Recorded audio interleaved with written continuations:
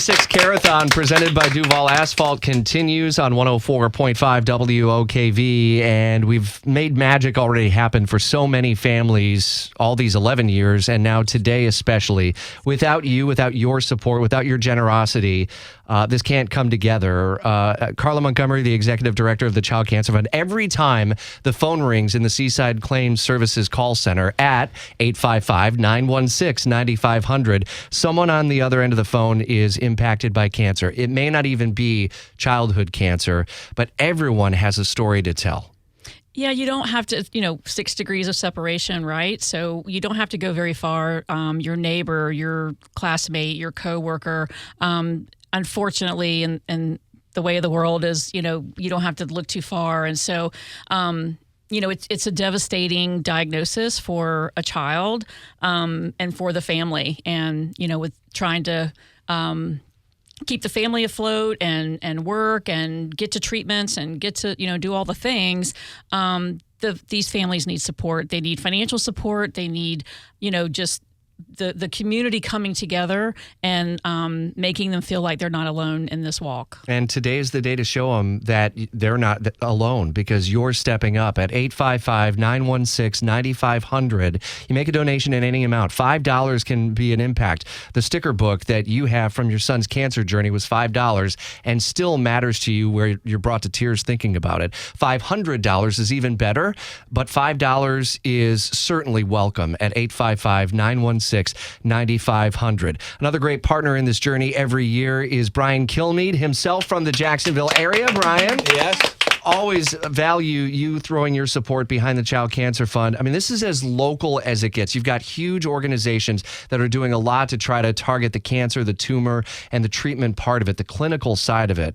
But the thing that really matters is keeping the family together, and that's where the Child Cancer Fund comes in. Yeah, one of the first things I heard about when I was lucky enough to have WOKV pick up the show is, you're going to love this area. They got the Mayo Clinic. They had this great children's hospital, and that's been an attraction. People say, well, you come here for the beaches and for the weather and look at the winters.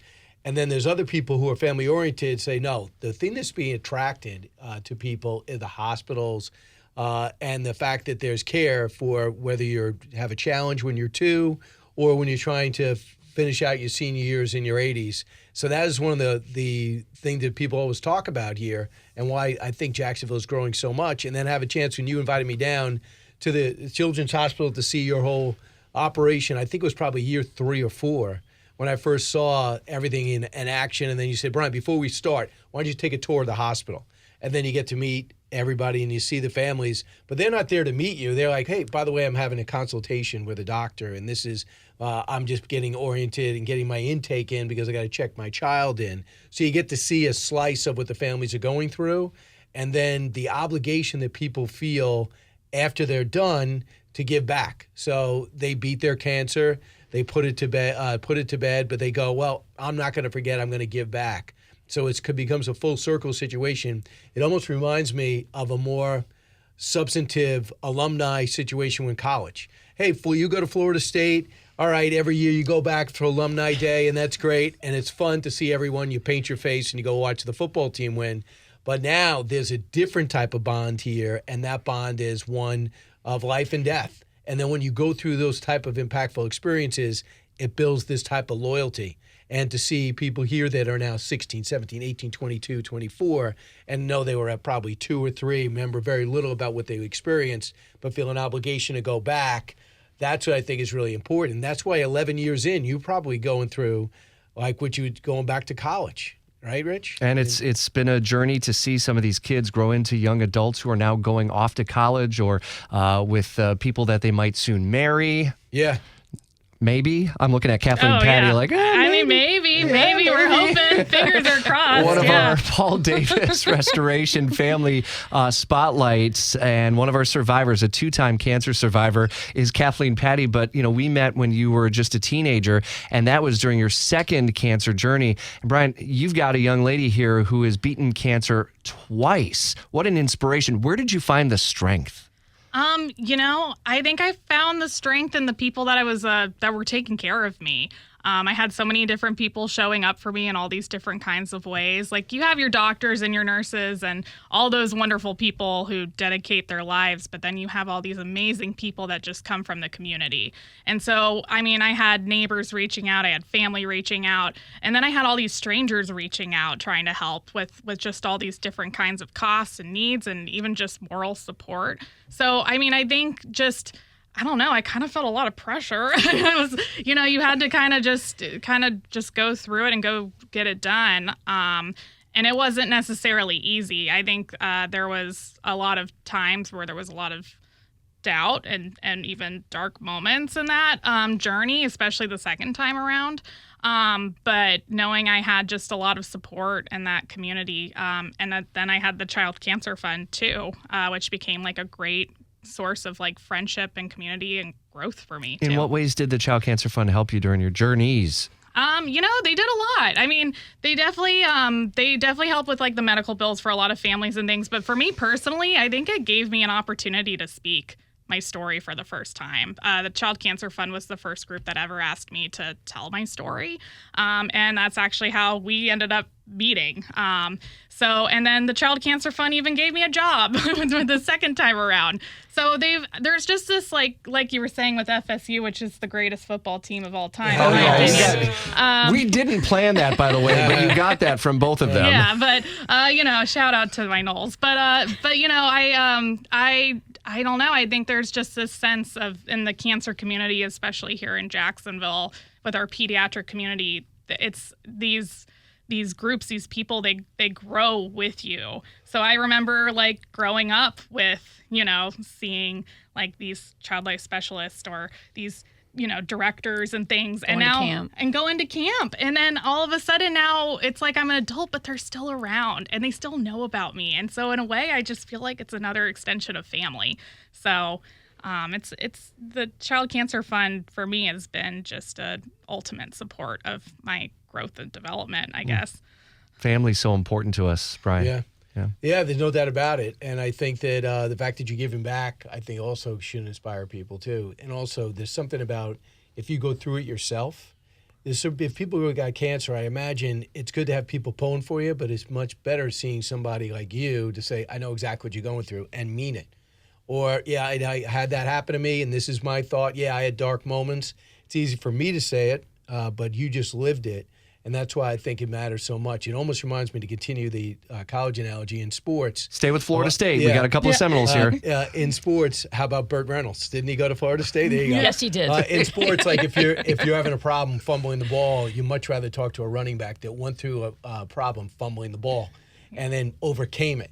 I could say anything I want. I could show you on film, but then if I just introduce you to a running back that actually went through the same thing as you, then it goes, okay, you understand it, and I'll maybe more open up to you than you would to somebody else, because they know what you're going through. So I think that's really important. And to go that further, to continue with the area, Tom Coughlin saved Tiki Barber's career because he kept fumbling. And Tom Coughlin from the Jacksonville Jaguars in the area also has a fantastic charity. Yep.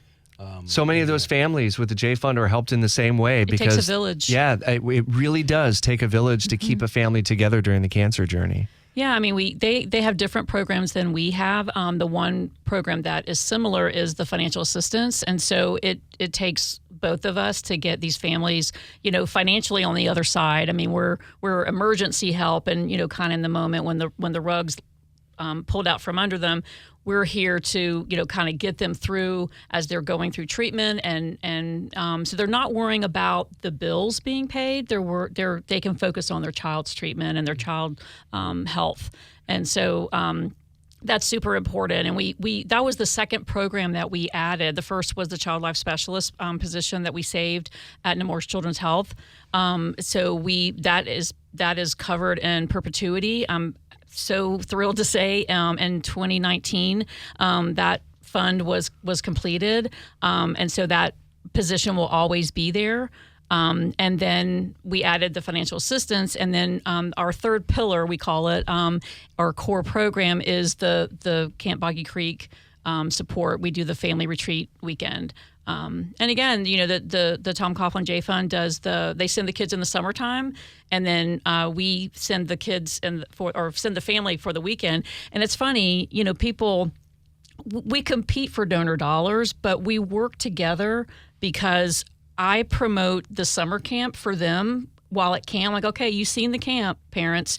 Send your kid in the summer. And then the parents that are reluctant to go, the J Fund says, hey, go to the retreat weekend so you can get a feel for it so that you're more comfortable. So it's kind of, we cross promote, which is kind of cool. And I guess it was a year ago, we came together and came up with a marketing piece for all of us so that we could make sure that the families were aware of Boggy Creek and what their programs are. And so it's it's a beautiful marriage. And actually, one of my very good friends is the program director over at the J Fund. So anyway, we have a long-standing relationship with them. These partnerships are what make Northeast Florida special, why you've chosen this as your second home. Yeah. I think that the whole area, it just seems like there's all different ages to come through here, but there's a sense of, not to put other areas of Florida down, but people go there because they want to retire. I look at people in here as they want the community. They're not looking to kick back and maybe play 18 holes every day. They're looking to take part in an area that is not in a retiring mode. They're looking to fix things.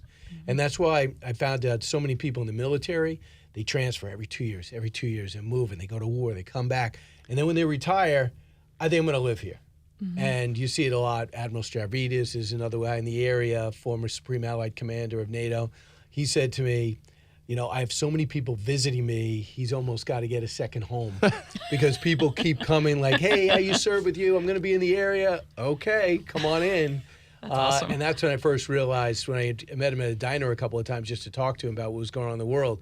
He's like, oh, this area is unbelievable, but do me a favor. Don't tell anyone about it because we want to keep it like a secret because you got a special area because it offers so much. There's the weather and all that things, but there's also the people. So people choose to come here.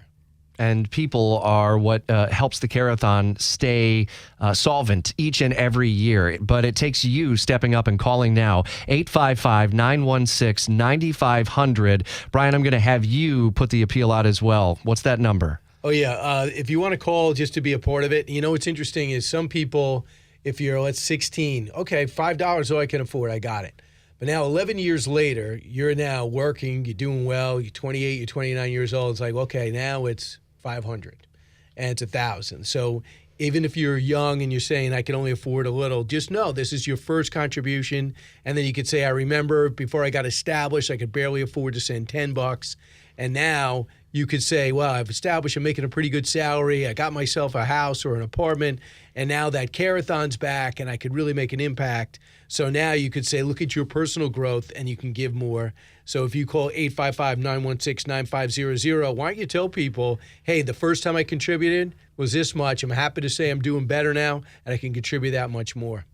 And we love those contributions. We're glad to take 10, 5, but 100. You know what, $10,000 if you're feeling generous. We're not gonna cap it. But I think another thing, as you were saying, a lot of people love to come here and they love to retire because of the community, because people want to get better here because there's such a good medical community here too.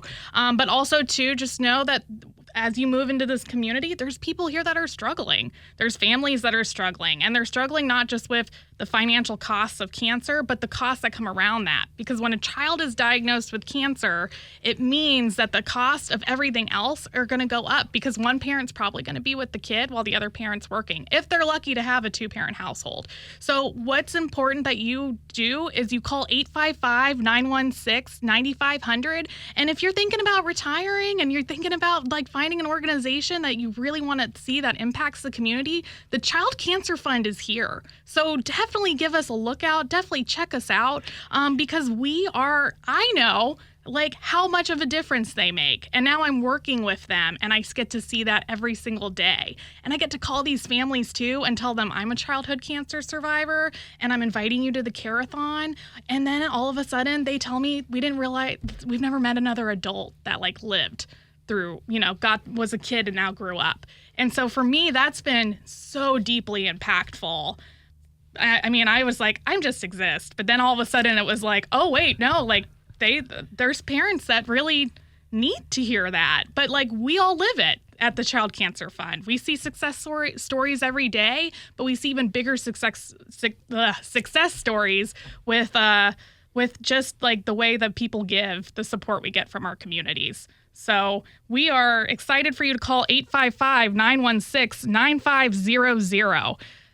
You could text the word CMG to the number 707070. And if you're CMG, that's Cox Media Group. Our family of radio stations and TV stations here in Jacksonville stand behind and stand side by side with these kids and the Child Cancer Fund. And that's why we've gone all in today. CMG, text that word to the number 707070. It'll send you a link. You can make a secure online donation, or you could just open up your browser to childcancerfund.org and know that every dollar will make a difference. I almost feel like I could go make a Starbucks run for you and me, Brian, because Kathleen's I got know, this. That was great. Yeah. I mean, could you guys get me a grande? Brian likes his Starbucks double drinks. shaken espresso. Absolutely. Coconut Yeah. cold foam, please. Shake it as much as you want. Yeah. Let me ask you how you feel about this. Did you know kids when you were beating this that didn't make it? Yeah. How did that impact you? You know, to be honest, it still impacts me a lot. I grew up with like the most amazing group of kids, and I'm very lucky to say that quite a few of them are still with us, and they actually have families of their own and jobs and things. But there's so many of them that that don't, and it's a really tragic reality of this disease. But I think one thing that I think if those parents are listening to, like, we're all still here with you. It's all still a part of the journey. It's not like they didn't have this, the strength or they didn't have the success. It's just a terrible, disgusting disease that you have survivor guilt. I mean, as a parent, I had survivor guilt, and that's terrible to say that because I'm, of course, blessed and so glad that my son survived this. But I had the people that we were the closest with going through his journey passed. And so that was, he was 5 at the time. So that was a difficult thing to explain to a 5-year-old.